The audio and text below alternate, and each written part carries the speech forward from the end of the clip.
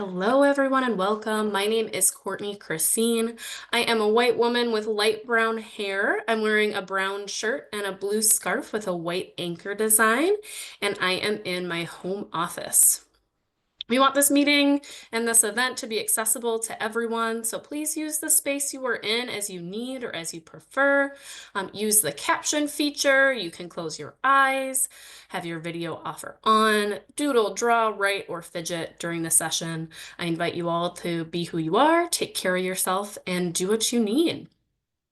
As I go over a few logistics, we will launch a poll to help us get an idea of how much the group knows about subminimum wage.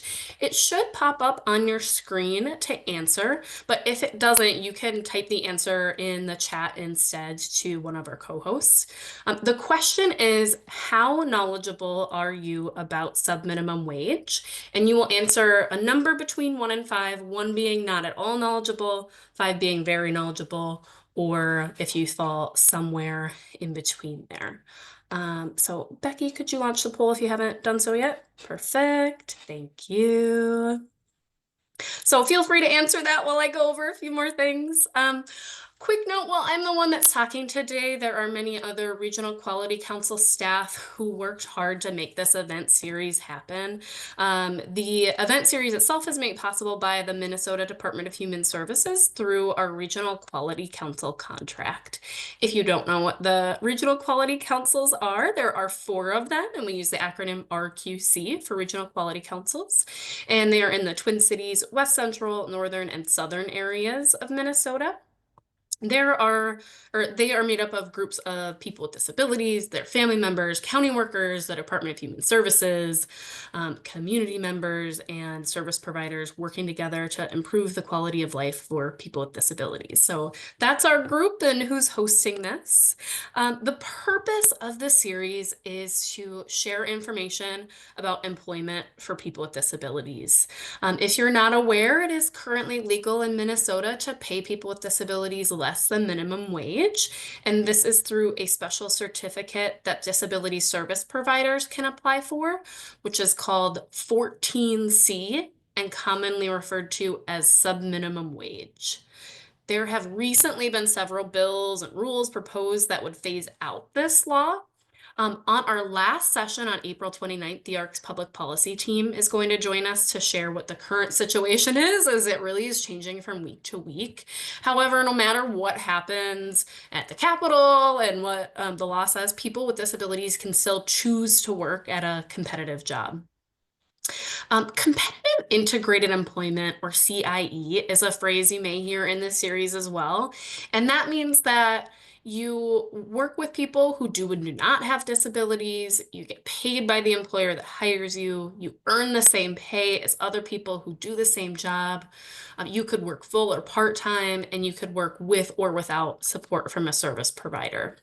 So just wanted to make sure that people knew those two terms of subminimum wage. You could hear 14C, that's the same thing, that's that law, and then CIE, or competitive integrated employment. So you've got a little bit of background on those terms as they may come up.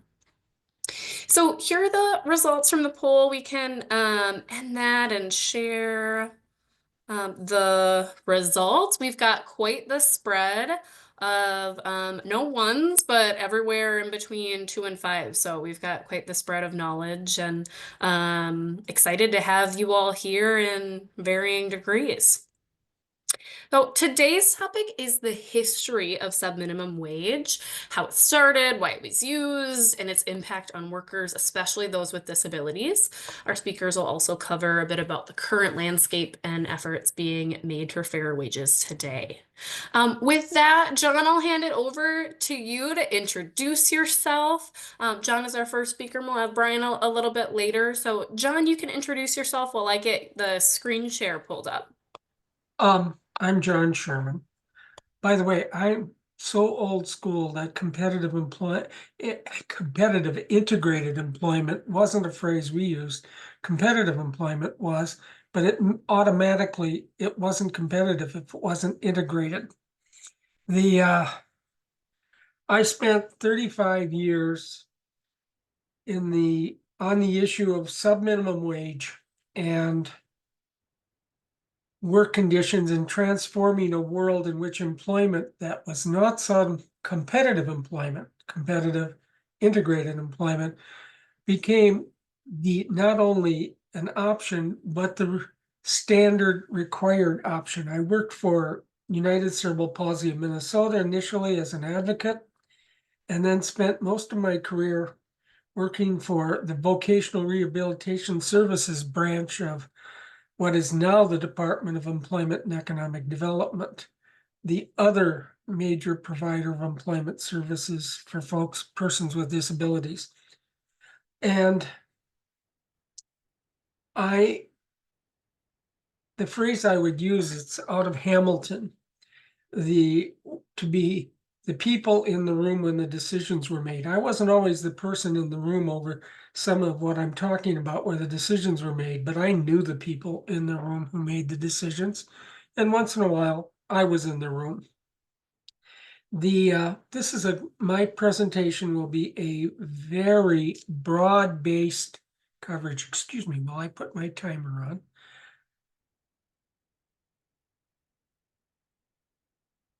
on. Well, apparently not. I'll have to do this the old way. But it's very broad brushed. And to be honest, given the period of time that I'm covering, at least in the state experience, it'll be very vocational rehabilitation services oriented because that was where most of the work and most of the change in the period I'm covering occurred. So if you think that I am voc rehab biased and centric, you're absolutely correct.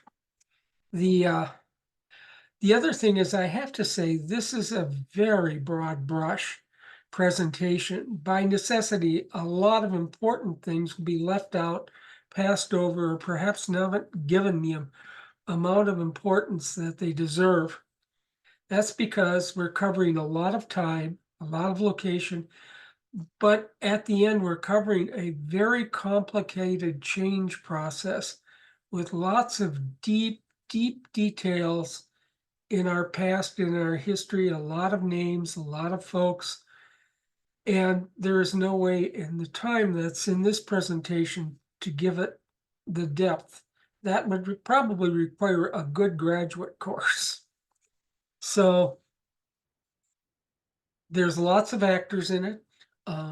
And I will say that the perspective you're getting is not an official perspective from any organization, but you're seeing it through the lenses of time that I went through and my perceptions involved in it.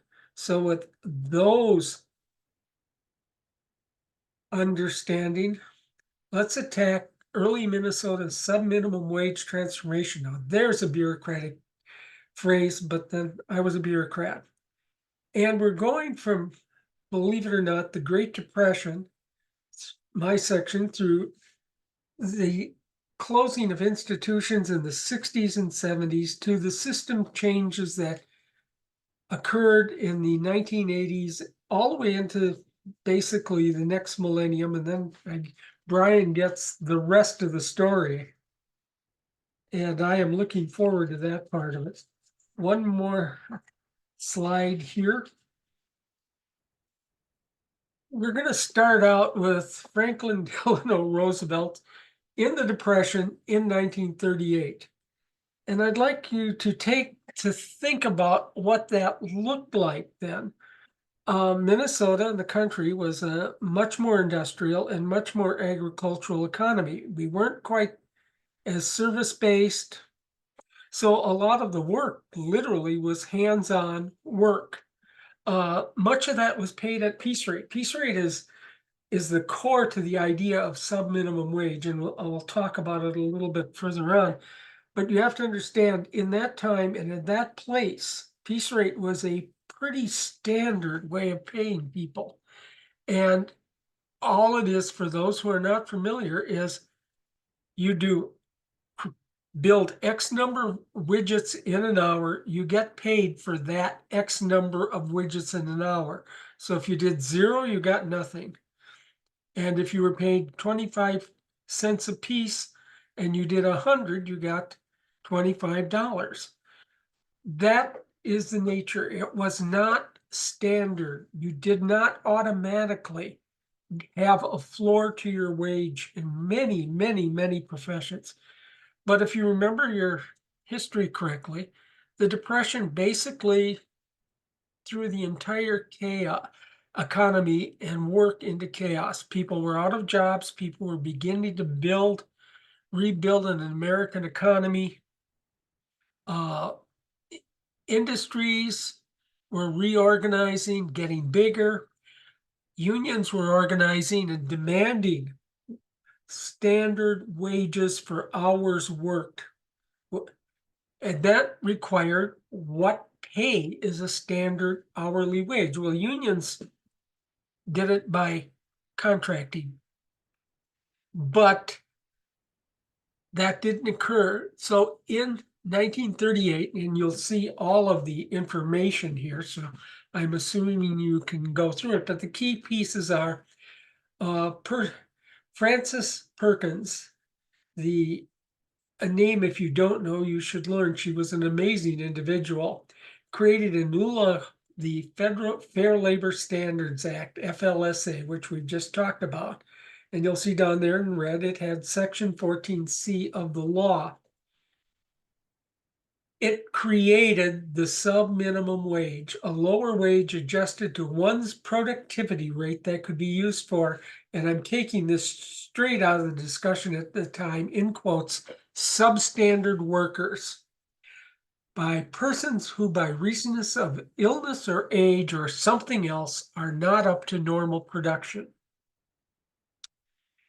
And it also said that it could be used for the employment of individuals whose earning capacity is impaired by age or physical or mental deficiency or injury.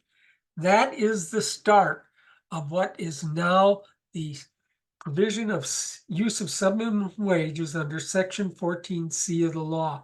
It was originally intended as an act of support and taking care of individuals. So it was not intended to be an act of repression. It was intended to ensure that employers could employ individuals that they would not normally look at because they weren't productive. In my opinion, it was based on a fairly flawed perception, but it is the perception of 1938, and it was pretty uniform in the economy. Its intent was to encourage employers to hire individuals with disabilities. At that time, and I have it in bold, the subminimum wage was envisioned as a way to create employment and training opportunities for people with disabilities. And this was crucial at a time when many were institutionalized and included from education systems. That's the beginning of the story. And if we can go to the next slide, we'll take the story a step further. In fact, we'll jump. I'll bring one little thing, but mostly we'll jump to the 1960s and 1970s. And this is the world where, well, I'll say the 1980s, but this is the world that I knew the folks who were involved in at that time. Work for persons with disabilities, mostly, not totally, but mostly was in sheltered workshops such as Goodwill or lighthouses for the blind, or you could name them. Communities had them, they were everywhere. The developmental achievement centers, as the current DTNHs were then called, mostly did not provide employment. Some did, but if you looked around in the 1960s and 1970s, and you were looking at the stage of who was doing things, you would find that if you were a person with a disability and you were in some type of sheltered work, you were in mostly 95%, 90%, you were going to be in a sheltered workshop and not in a DAC. Public education for students with disabilities was not required. There was no vocational training required. it was left to the resources of the community and the local school boards. Public transportation was quite limited and was not universally accessible, even if it did exist. Residences for many people were, particularly folks whose medical impairments were significant, were in institutions such as state hospitals, large group homes, family settings. And I have to say, and this is from personal experience, if you were the parent of a child with a significant disability, the medical professionals almost universally recommended that you send that child to an institution and then forget about it and take care of the rest of your family. I know this from personal experience that it did occur. That was the world, and certainly in the early 1960s, and the world of institution. Well, let's go to the next slide because that'll be where the story takes off again. Obviously, this was a world that had advocates, people who were upset, folks who were changing and some of the changes, for example, the residential institutions, deinstitutionalization, i.e. closing the big buildings, the hospitals, was disappearing. It started as early in Minnesota in mental health as early as the 1940s. Governor Luther Youngdahl in the 1950s, late 40s, 48 to 52, was pushed by someone named Reverend Arthur Foote and some folks here in the community to take a look at how we were hospitalizing folks with mental illness.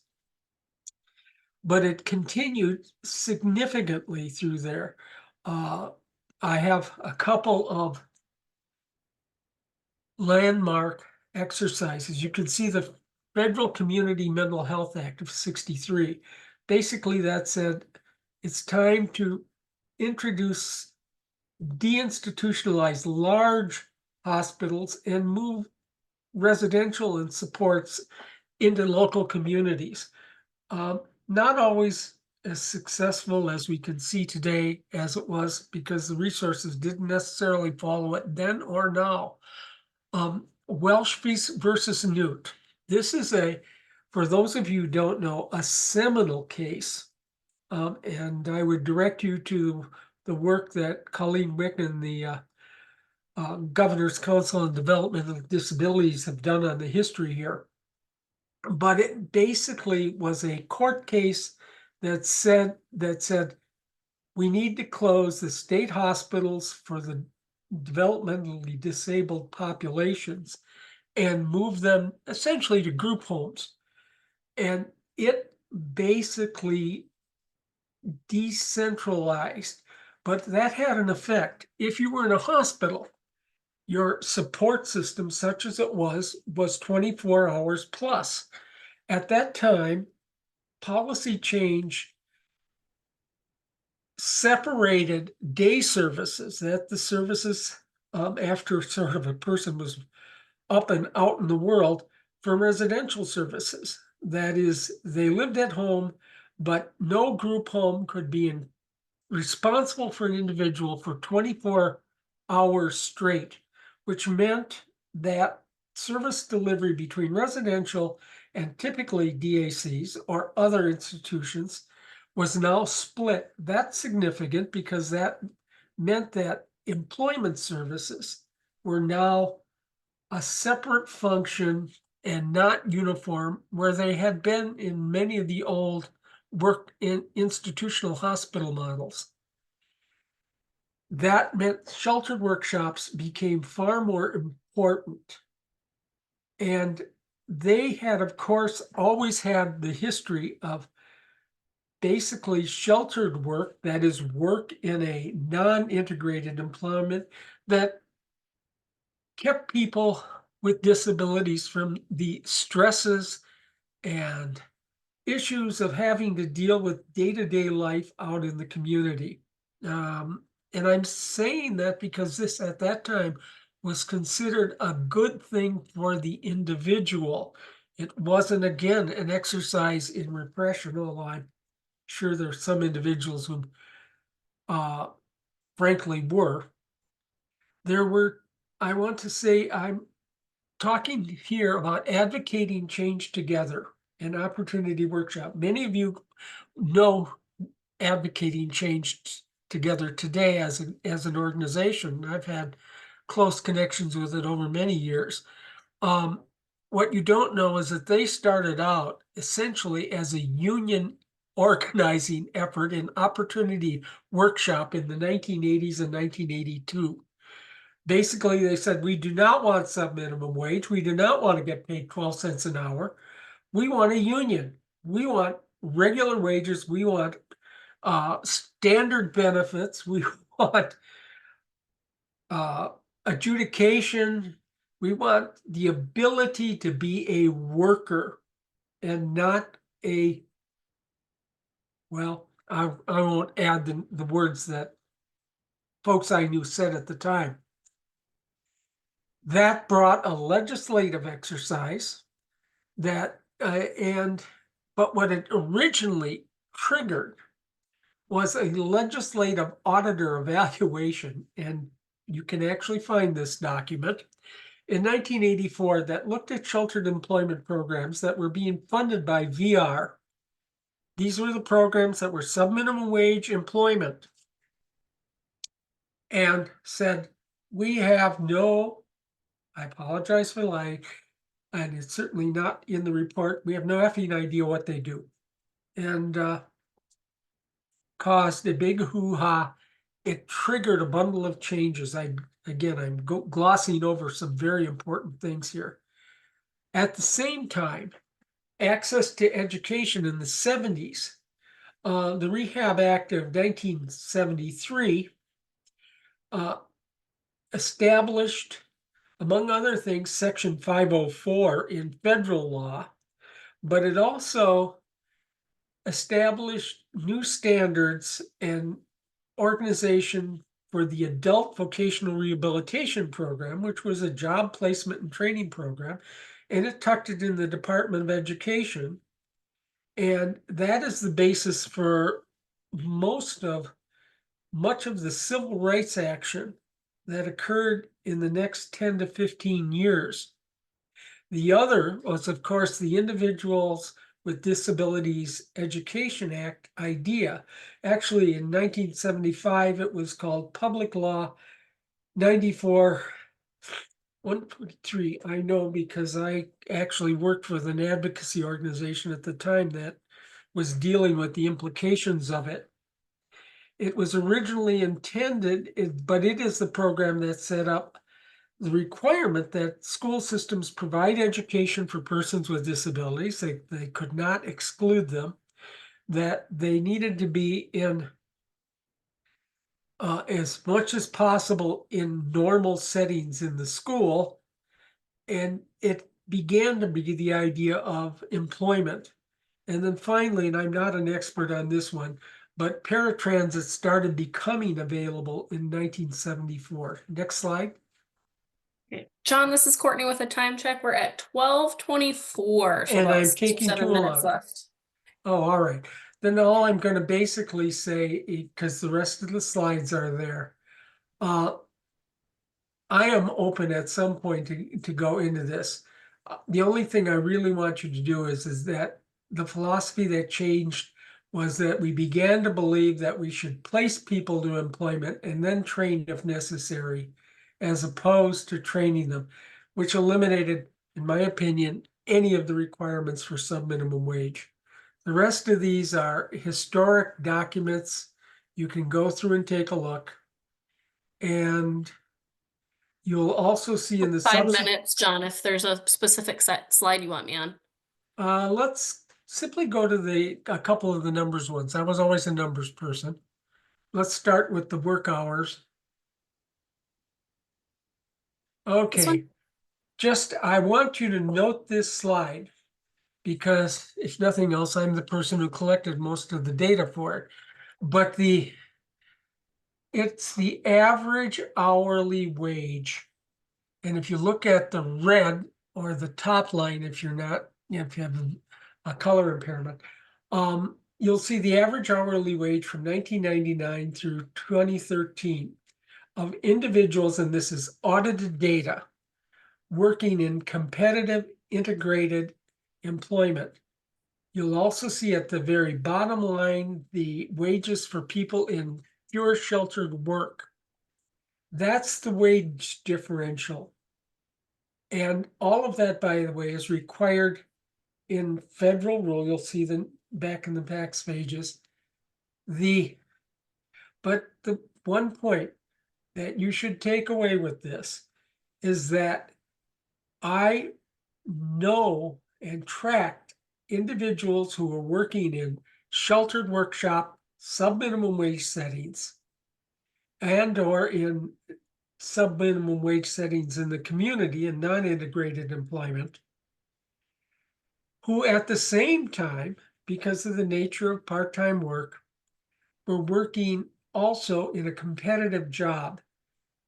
The only difference in the individual's ability to perform work and be paid for it was the setting. It was not the individual's ability, capacity, or entire exercise, entire, well, the disability was not the issue, the setting was the issue. And with that, I'll pass on to Brian. This is Courtney. I just put in the PowerPoint that I was screen sharing. I put it in the chat for everyone.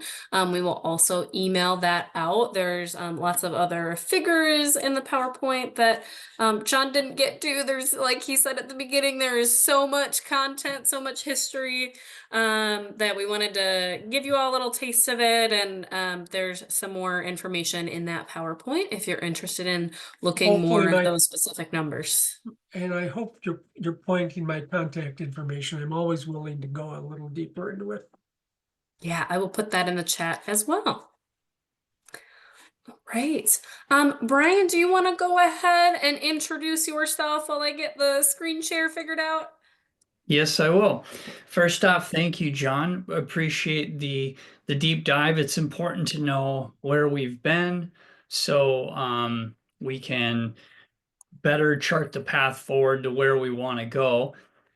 My name is Brian Bajan, and I am the Director of Day and Employment Services at LifeWorks Services. LifeWorks is a service provider here in the metro area. We support folks, helping them find jobs in the community. LifeWorks used to have a 14C special wage certificate. That's the thing that allows people with disabilities to be paid less than minimum wage. LifeWorks decided to let that go in 2017 and has been supporting folks with jobs in the communities ever since. I also serve on the Minnesota APSE board. So that's the Minnesota chapter of the association, supporting people, the Association of People Supporting Employment First, all these acronyms, right? And one of the goals of Minnesota APSE is to help people with disabilities be connected with work, as in competitive integrated employment should be the first service option. So Minnesota APSE is not a service provider. Rather, we work to educate folks receiving services and their families on what service options are available. And in my role with LifeWorks and my role with Minnesota APSE, I collaborate a good deal with the ARC Minnesota, and I appreciate this opportunity today. So I'm going to talk about employment first, federal and state policies. Next slide, please. And there is my job title, my picture, and my contact information. Courtney will go ahead and send out this presentation. Feel free to reach out if you have any questions. Next slide. And so our agenda for my portion, we'll talk about federal employment first policy, what's happening nationally. We'll talk about Minnesota's employment first policy. the impact that these policies have had on subminimum wage work across the country and in Minnesota, and then a little bit of what's the current landscape in Minnesota looks like. So next slide.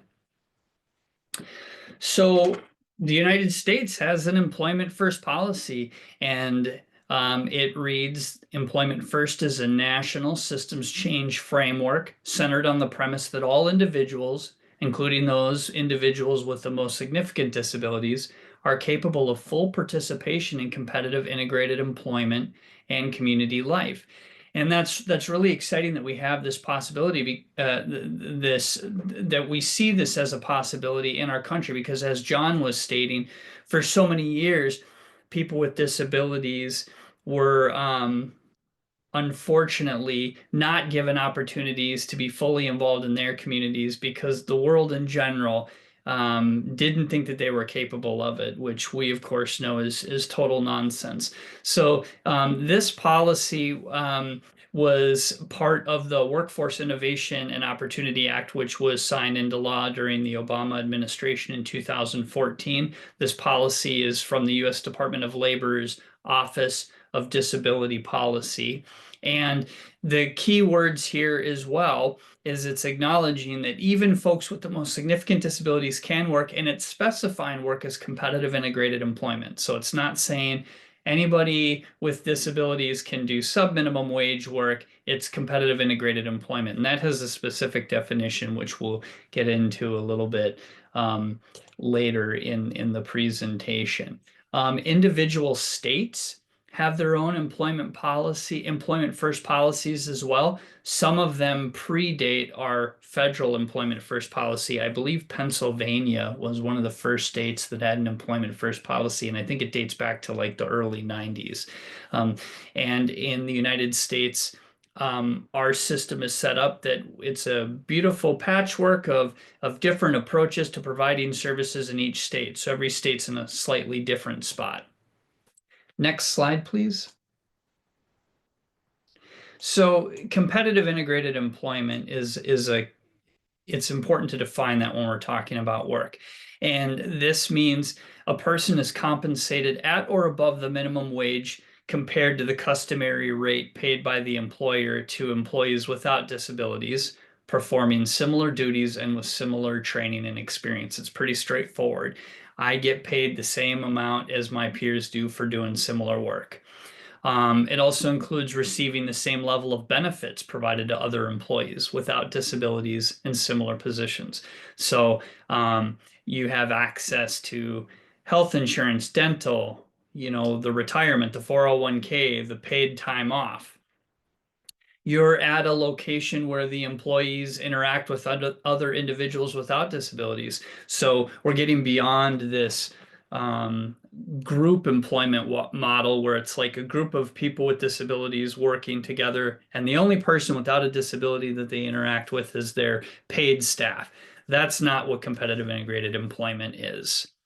And last component of this definition is that folks are presented opportunities for advancement similar to other employees without disabilities in similar positions. So they get the opportunity to learn new job tasks, move to different jobs, get pay raises, get promotions, increase their hours, etc. Some of the other types of work that we frequently see that folks with disabilities are doing is sub-minimum wage work, as John explained. So they're working usually in a building owned by a service provider, and they're doing shredding or assembling widgets, and they get paid for each widget they put together, etc. And it oftentimes equates to making less than a minimum wage. There's also group employment, and that's called enclave work. Now, oftentimes this is done out in the community. Sometimes folks are making less than minimum wage. Sometimes they're making the minimum wage, but it's a group of people with disabilities working together in a business out in the community. And really the only person that they're typically interacting with is each other and their job coach who's paid to be there. There's contracted work. And that's where the person is working for a business, but they're a contractor from the service provider. So they're often making at or above minimum wage. They're working in a business, they're interacting with peers that don't have disabilities. However, they're not working directly for the business. So, as is the same for any of us, if we're contracted employees for a business, we don't get access to their health insurance, their retirement, their paid time off, etc. And so the gold standard for employment is competitive integrated employment, both federally and here in Minnesota. Next slide, please. So Minnesota has an employment first policy. We had created this in 2014. It was adopted by Minnesota's Olmsted subcabinet, and this policy has been shaping services for people with disabilities in Minnesota ever since. And it reads very similar to what the federal policy is. Employment first means raising the expectation that all working age Minnesotans with disabilities can work, want to work, and can achieve competitive integrated employment, and that each person will be offered the opportunity to work and earn a competitive wage before being offered other supports and services. There's some really great stuff in here. It specifies competitive integrated employment, talks about all working age Minnesotans. In Minnesota, you can actually start working provisionally at age 14. There are limitations to the amount of hours you can work, but research shows that the younger a person starts working and getting work experience, the higher the likelihood is that when they graduate from high school or transition school, that they're going to be working into adulthood. So it's really important. And Minnesota has put a lot of resources this last decade or so into supporting people with disabilities to get jobs in the community, and including those that are still in high school and transition school. Because really that's the norm, right? Most of us probably got our first jobs when we were in high school, and that can really go a long way to shape our career trajectory. Another really cool part of Minnesota's employment first policy is that it emphasizes that work should be the first option before other services. Minnesota has what are called day support services, and those are services that folks can receive to get out in their community and volunteer, take art classes, be meaningfully involved, but employment isn't a key. Now, when a person is working, it's not all or nothing, right? A person with disabilities doesn't have to be like, I'm either going to work 40 hours a week, 5 days a week, or I'm not going to work at all. In Minnesota and in other states, you can get a combination of services. So you're getting, it's a holistic approach to helping folks be meaningfully involved in their community. Now, during the 2020 special legislative session, the Minnesota legislature actually codified our employment first policy into law. So it started off as a general policy, and then in 2014, and then it became law in 2020. So that's pretty exciting stuff. Next slide, please. So ending subminimum wage work. These figures are a national perspective, and then we'll talk a little bit about what's happening in Minnesota. And this information is actually comes from the U.S. Department of Labor, the Wage and Hour Division. They're responsible for tracking the amount of people that are earning subminimum wages across the U.S., and also what service providers are paying people subminimum wages. So in 2018, there was about 124,000 people with disabilities earning subminimum wages. And as of July 2024, there's about 39,000. So from 2018 to 2024, that's a 68% decrease in the number of people with disabilities earning subminimum wages. So that's pretty exciting stuff. We're moving in the right direction. Currently, 15 states have passed laws eliminating subminimum wages. It's being done at the city level as well. cities such as Seattle, Denver, Reno, and Chicago have all passed bans on people with disabilities, or anybody for that matter, earning below the minimum wage. There has been federal legislation introduced in the 117th and the 118th Congress. We're in the 119th Congress now, as a frame of reference, but there's been federal legislation introduced that would eliminate across the country payment of subminimum wages to people with disabilities. And unfortunately, it really hasn't gotten too much traction. So it's been introduced, but it really hasn't been moved along, that legislation. In Minnesota, we currently have, well, I'll talk about that on the next slide, please. Okay, so federal phase out, as I said, legislation introduced the last two Congresses. Hopefully it'll be introduced here again.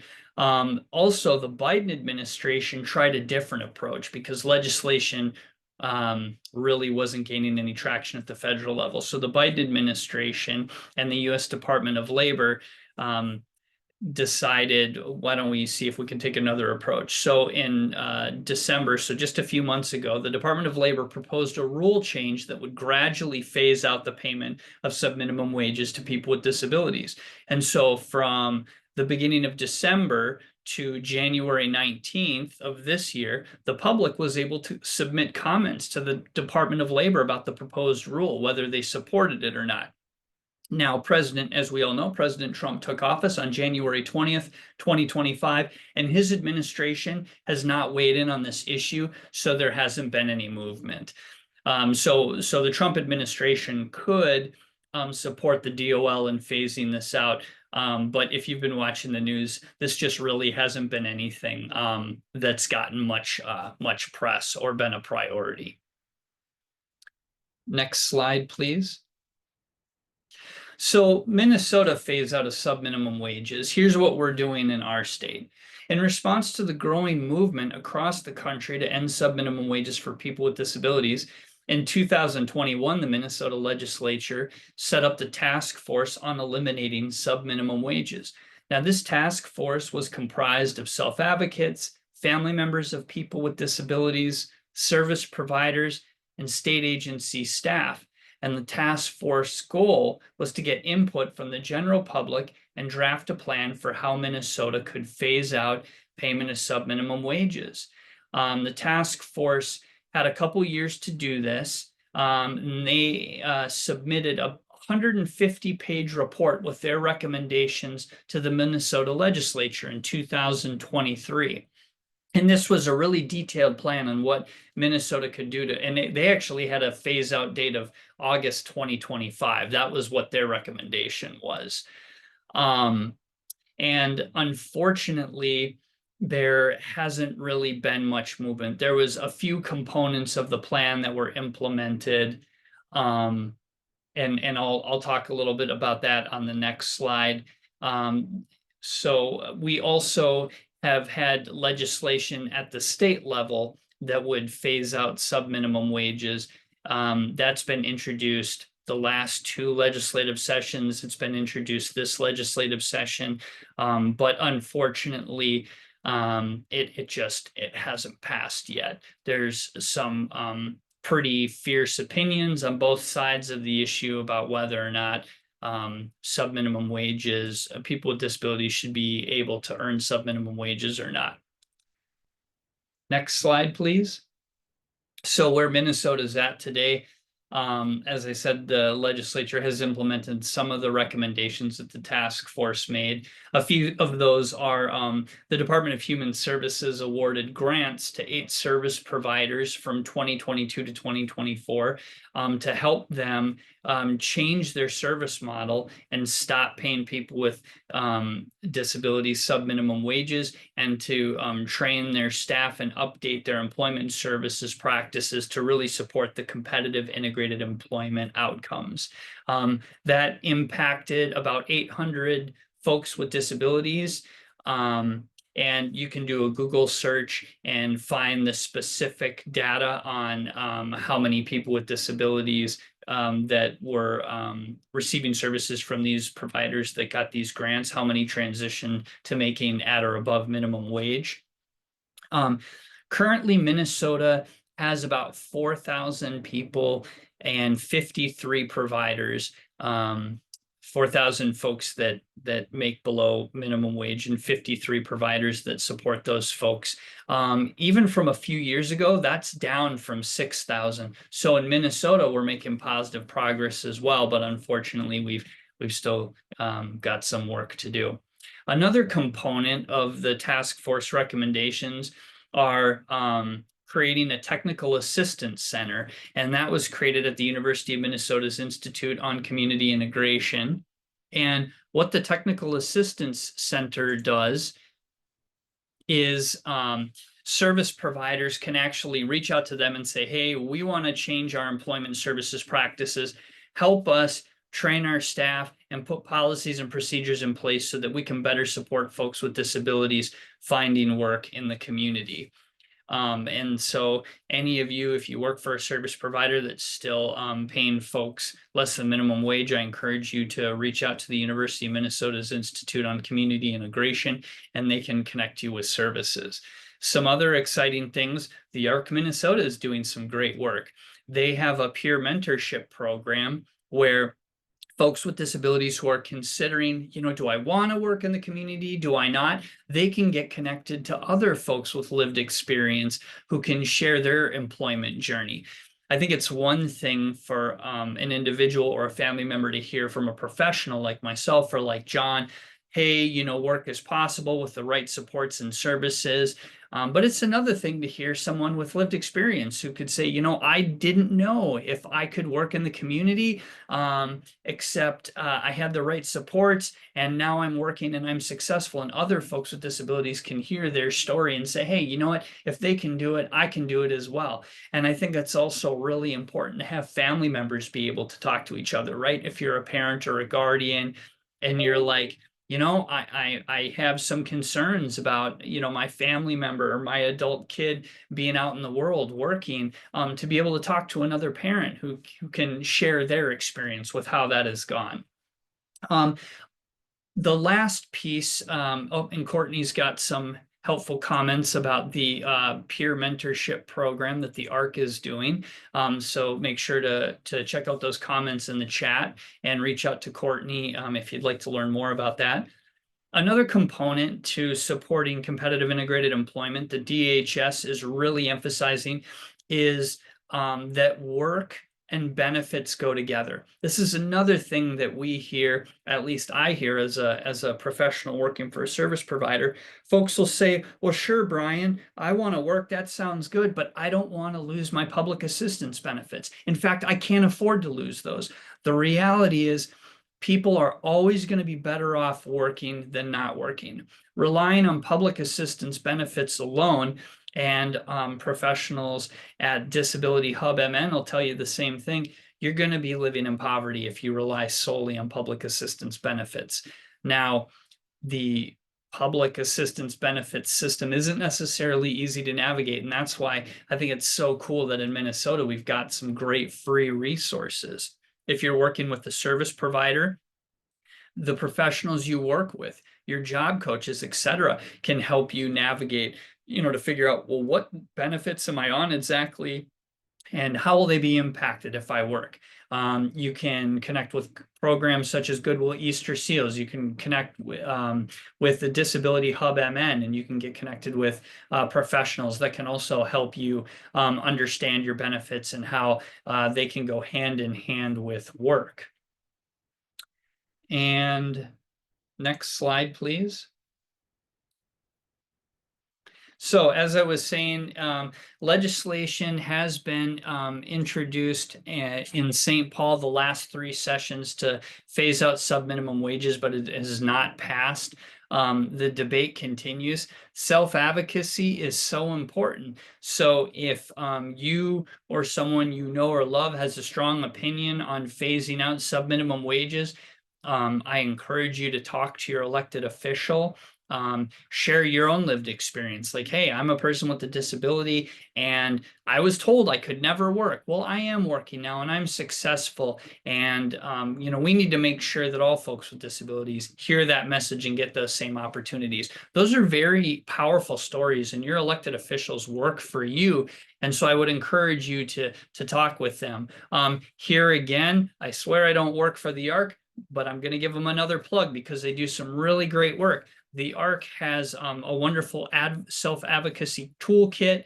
And if you want to get more involved in the legislative process to advocate for supports and services that are important to you or a loved one, I would encourage you to explore the advocacy toolkit that the ARC Minnesota has put together. And they also coordinate advocacy events at the Capitol, at our state capitol, during the legislative session as well. So next slide. That is all I have. I wanted to open it up for questions, and thank you very much to Courtney and the ARC Minnesota for this opportunity. And thank you, John, for your wonderful presentation as well.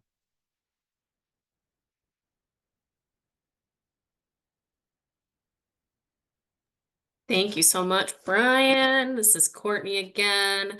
I just want to draw attention in the chat. I'm going to put a link to that toolkit that Brian just mentioned. And then Brian also put in his contact information in the chat.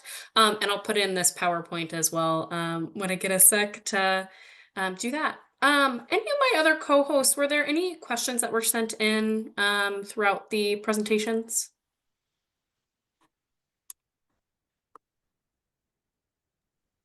This is Linda. I didn't get any questions. Quiet group today. I guess John and I, we just covered all the points perfectly.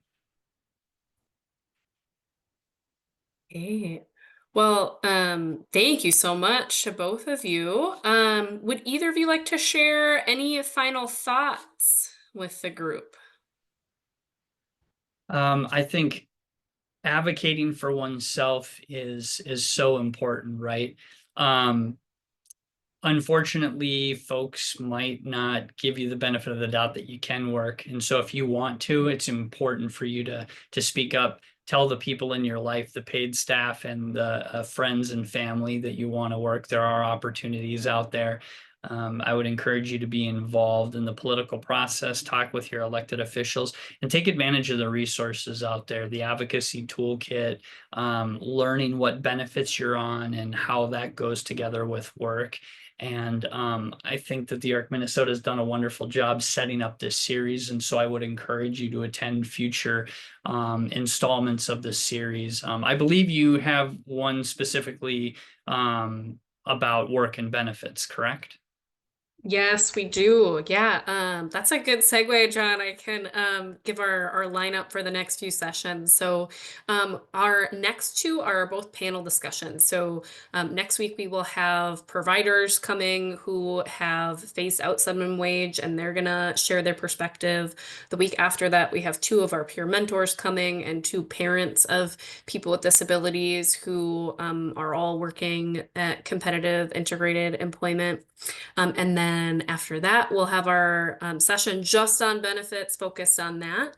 And our last one will be a little bit of a legislative update and more time for Q&A that may have come up throughout the other sessions. So that's what we've got lined up for the month of April. We're very excited about it all. Thank you for the segue, Brian. John, did you have any final thoughts? Actually, yes. First of all, I saw Don Lavin on the S list. You do not know, or maybe many of you should know, the hero that Don has been in this entire effort, in his entire career. And I have had the privilege to watch his advocacy, his power, and his leadership. So thank you, Don, for me and personally everybody else. I have a very VR-centric thought. You really also should expand the horizon of the services and supports to what the state VR agency is doing. It is under a mandate since 2014 to provide transition services, significant transition services at the educational level, and that's in cooperation with the local school systems. But it also has a requirement, and very few people know about this, to go back and offer individuals who are currently working with subminimum wage each year a chance to say, I would like to change a path to competitive integrated employment. Now, it's been implemented sporadically because, like everything else, funds are reserved, but include in your toolkit the other set of resources that exist in the state. There are good people out there who really are working on competitive employment. And I would like to point out that the issues are not disability specific. We tend to categorize things. VR, there are deaf and hard of hearing services, there are mental health support, employment services that are all targeted at competitive employment that are operated through the VR agency and through their partners, many of whom are also the organizations you're working with in delivering those services. So my thought is expand the horizon because it is there. And pray like hell we don't get a lot of cuts coming because that whole system can come apart pretty quickly. Thank you, John. I want to draw attention to the chat. Brian said, I agree, John. Don Lavin and many other people have been working on this issue for a long time and continue to do the work. And Don responded, you were very kind. Thank you. So thank you again to everyone who's been working on this for longer than a lot of us have been alive. So thank you to everyone that has come before, is currently doing, and will do good advocacy in this area. One more thing in the chat. Becky, do you want to talk about that? Legislative advocacy in Duluth? Just a really quick plug, since we were talking about legislative advocacy and the importance of self-advocates and their voice and sharing their voice. We will be having an event on April 14th in Duluth here. The targeted audience is folks with disabilities or people with lived experience with disabilities, but anyone is welcome to come. We'll have a couple of speakers talking about the whys and hows of legislative advocacy. So please join us if you can, if you're in this area. Amazing. Thank you, Becky. Well, we'll go ahead and wrap up. You are already registered for the entire series, so that it will be the same link. If you are attending today, that means you have the link for all of the others as well. So it'll be the same time every Tuesday at noon in April. So we would love to see you join in on more of the sessions if you're able to. You do not have to attend everyone. Come to what you can, and we'd love to have you there. Do feel free to email me or any of our co-hosts. I'm going to pop my email in the chat just so that you have it in case you have any questions. And again, we'll send out the materials via email We if want you to want launch them. this last poll here, Courtney. Oh, yes, let's do Okay. that. Before people jump off, please, if you want to answer this poll, that would be really helpful before you leave this meeting. Thanks, Becky. Good reminder.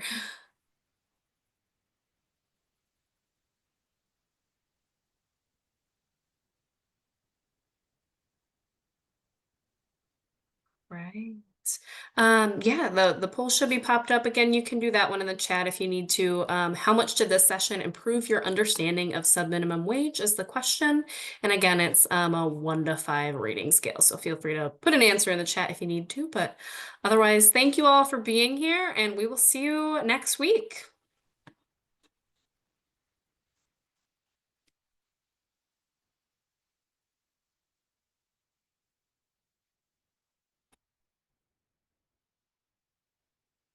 Okay, I'm going to stop the recording.